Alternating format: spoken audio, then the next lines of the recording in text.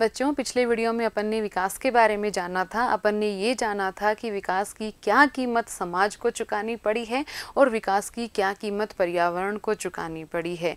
बढ़ती हुई आर्थिक उन्नति की दर और बढ़ते हुए सामाजिक आधुनिकीकरण को जहां हमने विकास कहा था, वहीं उसका दूसरा पहलू हमारे सामने आया, समाज के जो विस्थापित थे उनके पुनर्वास की समस्या के रूप में और भयानक पर्यावरण प्रदूषण के रूप में। फिर हमने जाना विभिन्न देशों के विकास मॉडल्स के बारे में और फिर हमने जाना कि क्या क्या उनकी आलोचनाएं की जा रही हैं, क्यों की जा रही हैं, और फिर हम इस निष्कर्ष पर पहुंचे थे कि हमें विकास का कोई वैकल्पिक मॉडल अपनाना होगा। तो आज हम वही टॉपिक लेकर चल रहे हैं, विकास का वैकल्पिक अवधारणा की जो प्रचलित मॉडल थे उसकी बजाय अब ऐसी कौन सी अवधारणा को अपनाया जाए कि उसको ये जो नकारात्मक नतीजे हैं वो ना समाज को भुगतने पड़े, ना पर्यावरण को भुगतने पड़े और एक विकास की अच्छी दर हम प्राप्त कर पाएँ और जो विकास का व्यापक अर्थ अपन ने देखा था उस अर्थ के अनुरूप हम विकास की गति को प्राप्त कर पाएँ।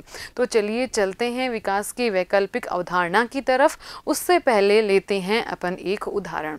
ये जो तस्वीर आप देख पा रहे हैं ये तस्वीर है नाइजीरिया के एक व्यक्ति केन सारो-विवा की। ये एक लेखक थे, ये एक पत्रकार थे। तो क्यों इनकी तस्वीर मैं आपको दिखा रही हूँ, ये जुड़े हुए थे एक आंदोलन से। कैसा आंदोलन, देखिए देखते हैं अपन। 1950 में नाइजीरिया के ओगोनी प्रांत में तेल पाया गया था। नाइजीरिया वहाँ का एक छोटा सा प्रांत ओगोनी और वहाँ पर तेल मिला था। ओगोनी प्रांत में रहने वाले जो व्यक्ति थे वो खेती करने वाले किसान थे और मजदूर थे।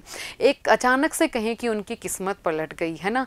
सपोज कीजिए कि आपके घर के पास खजाना मिल गया, कितनी खुशी होगी ना आपको, या आपके घर के अंदर ही खजाना मिल गया, बहुत बड़ा सा खजाना। अब तो लगेगी जैसे बस उन्नति, समृद्धि, खुशहाली आ ही गई है। हो सकता है ऐसा ही लगा होगा ओगोनी के किसानों को।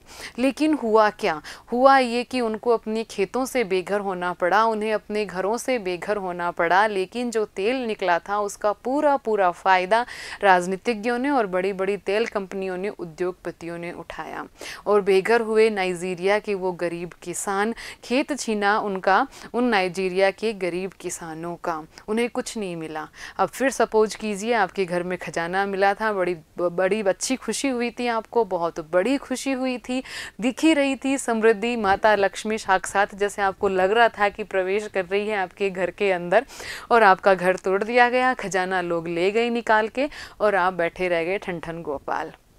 जी, ऐसा ही कुछ हुआ था। बहुत बुरा लग रहा है ना सोचकर, इन्हें भी बहुत बुरा लगा था।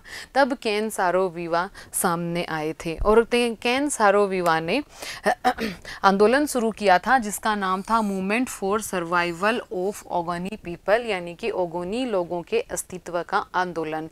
उन्होंने ये आंदोलन शुरू किया कि जिन लोगों के घरों में, जिन लोगों की खेतों के अंदर वो तेल निकला है उनको बेघर कर दिया, उनके जीवन को एक तरह से नारकीय बना दिया, उनकी आजीविका छिन गई, यानी कि कितना बुरा प्रभाव उनके जीवन पर पड़ा और फायदा कोई और लोग ले गए। तो इस आंदोलन का नतीजा ये हुआ कि 1993 में ओगोनी से तेल कंपनियों को भागना पड़ा। इतना बड़ा आंदोलन, इतना एक अहिंसक आंदोलन था, जबकि ये अहिंसक आंदोलन के परिणाम स्वरूप तेल कंपनियों को ओगोनी से अपने पांव पीछे हटाने पड़े थे 1993 में।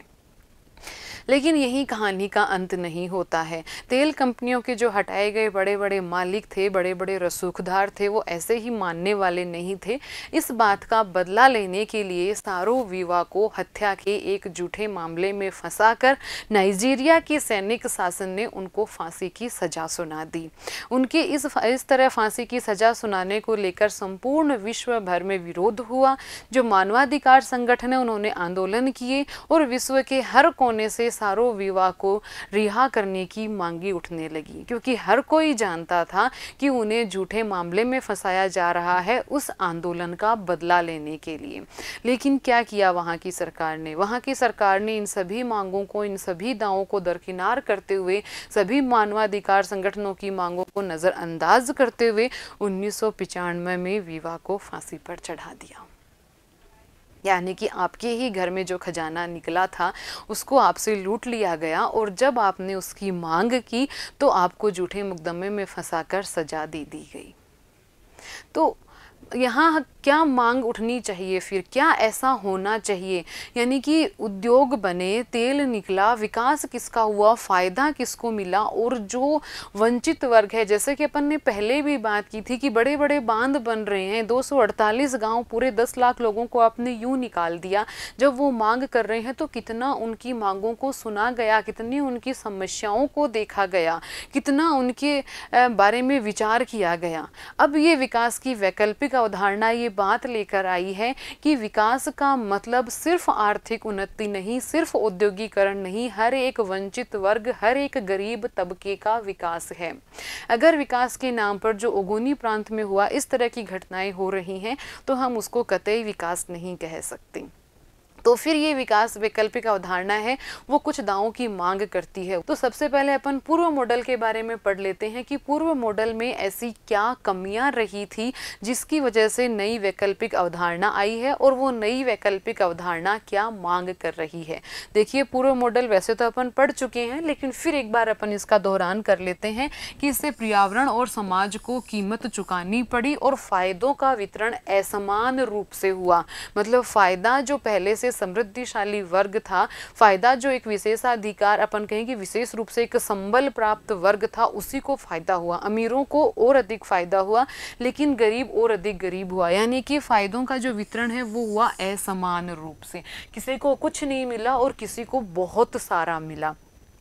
अधिकतर देशों में विकास की ऊपर से नीचे की रणनीति थी। विकास की रणनीति जैसे कि पहले भी अपन ने भारत के विकास वाले मॉडल में पढ़ा था कि जब ऊपर विकास करेंगे अपन, उद्योग धंधों की स्थापना करेंगे, आर्थिक उन्नति होगी, जब राष्ट्र की आर्थिक समृद्धि होगी, राष्ट्र है वो आर्थिक रूप से बलवान बनेगा, तो वो समृद्धि रिस्क कर नीचे आएगी, और जो गरीब वर्ग है, जो गरीब तबका है, उसको भी वो समृद्धि प्राप्त होगी। ऐसा सोचा गया था, पर ऐसा नहीं हुआ।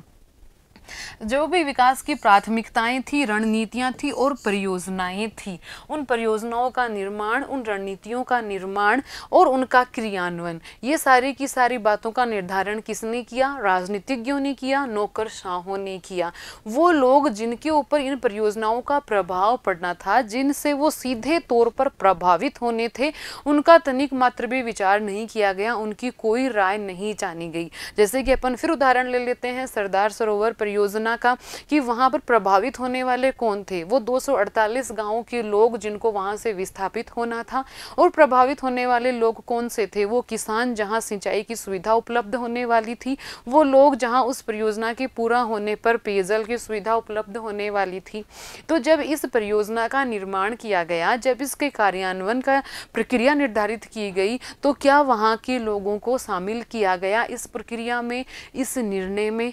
नहीं शामिल किया गया। और यही एक सबसे बड़ी कमी रही इन मॉडलों की, कि जो लोग सीधे तौर पर सबसे पहले प्रभावित हो रहे हैं, उन्हीं के ही विचारों को नहीं जाना गया, उन्हीं की ही सोच को, उन्हीं की ही परेशानियों को, उन्हीं की ही समस्याओं को उनसे नहीं पूछा गया। ये देखिए, यहाँ मैंने लिखा है कि विकास परियोजनाओं का तत्काल असर उनसे तनिक भी सलाह नहीं ली गई। तो अब क्या जरूरत है? अब जरूरत है कि न्यायपूर्ण और टिकाऊ विकास के बारे में वैकल्पिक तरीके से सोचने की और आगे बढ़ने की जरूरत का रेखांकन करने की। तो अब जरूरत है कि ऐसा क्या किया जाए कि उन लोगों के विचारों को भी हम जाने, और क्या प्रक्रिया अपनाई जाए, किस तरह से इसका क्रियान्वयन किया जाए। तो चलिए जान लेते हैं अपन। तो इस रेखांकन में, विकास के रेखांकन में सबसे पहले आते हैं अधिकारों के दावे, कि अधिकारों के दावे किए जाते हैं कि जिस क्षेत्र में विकास परियोजनाओं को लागू करना है, जिस क्षेत्र में विकास परियोजनाओं का असर होना है, वहाँ के लोगों के क्या क्या अधिकार होने चाहिए। मतलब कि जिस जमीन पर बांध बनना है, क्या वो जमीन केवल सरकार की है, या फिर वो जमीन वहाँ पर रहने वाले लोगों की है, या फिर वो सम्मिलित रूप से हम सबकी है? आखिर वो जमीन है किसकी, और उसके ऊपर निर्णय लेने का अधिकार क्या केवल सरकार का है, या फिर क्या केवल वहाँ रहने वाले लोगों का है? और अगर सबको मिलकर उस पर निर्णय लेना है, तो क्या हो इसकी प्रक्रिया, क्या हो इसके रास्ते, क्या हो इसका सही तरीका? जानते हैं अपन। अधिकारों के दावे का कारण क्या है? कारण ये है कि विकास के अधिकांश फायदों को ताकतवर लोगों ने हथिया लिया। अब दावे इसलिए उठने लगे क्योंकि विकास के नाम पर परियोजनाएं हुई, बहुत सारे लोगों ने ठीक है जी विस्थापित हो गए, पुनर्वास के लिए दूसरी जगह पर चले गए, लेकिन लाभ तो उनको मिला ही नहीं उस परियोजना का। लाभ तो जो ताकतवर लोग थे वो हथिया कर ले गए, और विकास की कीमत है वो चुकाई दरिद्र आबादी ने। कीमत तो चुकाई दरिद्रों ने, वंचित वर्ग ने, और जो फायदा मिला वो मिला ताकतवर लोगों को। जैसे कि अभी अपन ने पढ़ा था वो ओगोनी वाला आंदोलन, तो वहां पर कीमत तो उन लोगों ने चुकाई जिनके यहाँ तेल निकला था, वरना आराम से अच्छा खासा जीवन जी रहे थे वो बेचारे। लेकिन किस्मत पलटी कि उनके यहाँ तेल निकला, वो अपनी जमीन से, अपने घरों से बेघर हुए, और फायदा किसको मिला? जो ताकतवर थे, जो उद्योगपति थे। तो इसलिए अधिकारों के दावे किए गए कि ताकतवर लोग फायदा उठा ले गए, और दरिद्र व्यक्ति है, जो वंचित वर्ग है, वो कीमत चुका कर रह गया। तो प्रभावित आबादी किन संरक्षणों का दावा राज्य और समाज से कर सकती है? तो अब सबसे पहला सवाल ये उठता है कि मान लीजिए कि जिस जमीन पर तेल निकला है तो वहाँ की आबादी सबसे ज़्यादा प्रभावित होगी, क्योंकि उनको उनके घर से बेघर होना पड़ेगा। तो इसलिए वो जो आबादी जिनको बेघर किया जा रहा है, वो किस तरह का संरक्षण, किस तरह के अधिकार राज्य से मांग सकती है, और उसको मांगने चाहिए। तो सबसे पहले तो इस बात पर ये वैकल्पिक अवधारणा विचार करती है कि जिन लोगों को सबसे ज़्यादा प्रभावित होना पड़ रहा है उन परियोजनाओं की वजह से, उनके क्या क्या दावे हो सकते हैं, उनके क्या क्या अधिकार हो सकते हैं, और किस प्रकार का संरक्षण वो राज्य से प्राप्त करेंगे। नैसर्गिक संसाधन किन की हैं? जो ये जमीन है, जो ये नदियां हैं, जो ये पहाड़ हैं, जो प्रकृति ने हमें दिए हैं, वो हैं किन के? क्या वो केवल सरकार के हैं, या फिर क्या वो केवल लोगों के हैं? और अगर वो संपूर्ण मानवता के हैं तो फिर जो हमारे भविष्य में आने वाली पीढ़ियां हैं वो उनके भी हैं। तो क्या हम उनके लिए ये धरती, ये प्रकृति वैसी की वैसी अच्छी खासी छोड़कर जा रहे हैं? हम इसको प्रदूषित किए जा रहे हैं, हम निरंतर संसाधनों का दोहन किए जा रहे हैं, एक तरह से शोषण कर रहे हैं पूरी तरह इस धरती का। तो जो हमारी आने वाली पीढ़ियां हैं, क्या उनके गुनहगार नहीं हैं हम? इन संसाधनों पर उनका भी तो उतना ही हक है ना जितना हमारा हक है। हम क्या सौंप के जाएंगे उनको? प्रदूषित धरती, संसाधनों से रहित धरती, जहाँ सांस तक लेने के लिए शुद्ध वायु नहीं है। तो ये वैकल्पिक अवधारणा ये बात सोचती है। अब बात है लोकतांत्रिक सहभागिता की। लोकतांत्रिक सहभागिता मतलब क्या? लोकतांत्रिक सहभागिता मतलब सरकार की निर्णय प्रक्रिया में, क्रियान्वयन प्रक्रिया में जनता की सहभागिता, जनता के विचारों की सहभागिता, जनता के कार्यों की सहभागिता। तो लोकतांत्रिक सहभागिता विकास की अवधारणा में इसलिए शामिल की जा रही है कि विकास जब हम किसी राष्ट्र के लोगों के लिए कर रहे हैं, और जब विकास का जो अपन कहें कि परिणाम है वो सबको साझा रूप से भुगतना है, चाहे वो अच्छा है चाहे वो बुरा है, तो उस विकास योजना के निर्माण में और उसके क्रियान्वयन में भी सबकी साझा भागीदारी होनी चाहिए।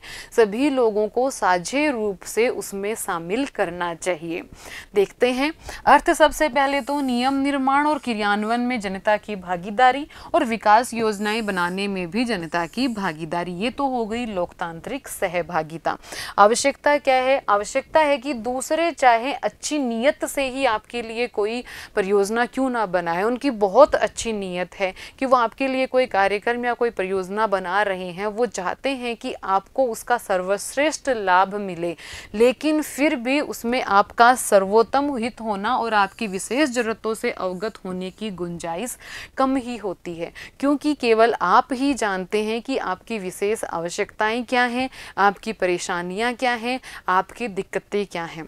मान लीजिए कि आपका निर्धारण करना है कि कक्षा 11 में आप कौन सा विषय लेंगे, आप किस तरह का प्रोफेशन चुनेंगे, आप टीचर बनेंगे या आप वैज्ञानिक बनेंगे या फिर आप राजनीतिज्ञ बनेंगे, आप कोई प्रशासनिक अधिकारी बनेंगे, आप क्या बनना चाहेंगे। निसंदेह सकते हैं, आपके माता पिता इस बात का निर्धारण करने में आपका सहयोग कर सकते हैं और उनकी नीयत हमेशा ही बहुत बेहतर होगी आपके लिए, वो आपके लिए बहुत बेहतर चाहेंगे। लेकिन इस पर सर्वोत्तम निर्णय केवल आप ले सकते हैं। आप जानते हैं कि आपको कौन सा विषय पढ़ना ज़्यादा अच्छा लगता है, कौन सा विषय आपको ज़्यादा अच्छे से समझ में आता है, कौन सी बात में आपकी ज़्यादा रुचि है और कहाँ जाकर आप ज़्यादा संतुष्ट अनुभव कर पाएंगे।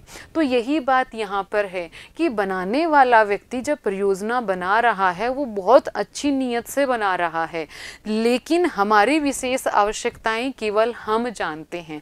इसलिए उन परियोजनाओं के निर्माण में वहाँ प्रभावित होने वाले लोगों को शामिल किया जाना जरूरी हो जाता है। निर्णय प्रक्रिया में सक्रिय भागीदारी अधिकार संपन्न भी बनाती है। जब हम निर्णय प्रक्रिया में अपनी भागीदारी देते हैं तो हम अपने आप को एक अधिकार संपन्न महसूस करते हैं। हम इस व्यवस्था के, इस प्रशासनिक व्यवस्था के एक अपने आप को हिस्सा महसूस करवाते हैं। हमें लगता है कि हम उसका अंग हैं और हमारे भी अधिकार हैं इस राष्ट्र के अंदर कुछ अपने निर्णय निर्माण में, नियम प्रक्रिया में, क्रियान्वयन प्रक्रिया में। तो ये बात हमें बनाती है अधिकार संपन्न। तो ये विकास की जो वैकल्पिक अवधारणा है वो दावा करती है अधिकारों का और वो दावा करती है राजनीतिक सहभागिता का। अधिकार कि लोगों के नैसर्गिक संसाधनों पर कितने अधिकार हैं, कितने सरकार के अधिकार हैं, सोचना आवश्यक है। आने वाली पीढ़ियों के भी इस पर अधिकार हैं, उनके अधिकार हैं इन पर। तो फिर क्या हमारा हक है कि हम पूरी तरह प्रदूषित करके छोड़ें इस धरती को? नहीं करनी चाहिए। तो फिर क्या हो सकते हैं उपाय? दूसरा, लोकतांत्रिक सहभागिता। कुछ इस प्रकार की व्यवस्था, कुछ इस प्रकार के नियम या कानून की जब भी किसी परियोजना का निर्माण हो, जब भी किसी परियोजना के क्रियान्वयन की बात आए, तो वहाँ जो निसंदेह रूप से जो सबसे ज़्यादा प्रभावित हो रहे हैं लोग, सीधे तौर पर जिनका प्रभाव पड़ रहा है जिन पर उस परियोजना का, उनको भी शामिल किया जाना चाहिए नियम निर्माण प्रक्रिया में और क्रियान्वयन की प्रक्रिया में। कुछ क्वेश्चंस ले लेते हैं कि विकास की प्रक्रिया ने किन नए अधिकारों के दावों को जन्म दिया है। अभी अपन ने पढ़ा था कि कौन से अधिकार, कि राज्य से वो कितना संरक्षण मांग सकते हैं, उन संसाधनों पर क्या उनका कोई अधिकार नहीं है, वो जो संसाधन वो छोड़ रहे हैं उनके बदले में उन्हें क्या मिलना चाहिए। विकास के पूर्व मॉडल के बारे में आपके क्या विचार हैं, अपने शब्दों में आप स्पष्ट कीजिए। विकास के पूर्व मॉडल के बारे में पिछली वीडियो में भी अपन ने पढ़ा था और इस वीडियो में भी अपन ने जाना था कि किस प्रकार से ऊपर से नीचे यह विकास की प्रक्रिया को उन्होंने निर्धारित किया था और क्या उनकी असफलताएं रही।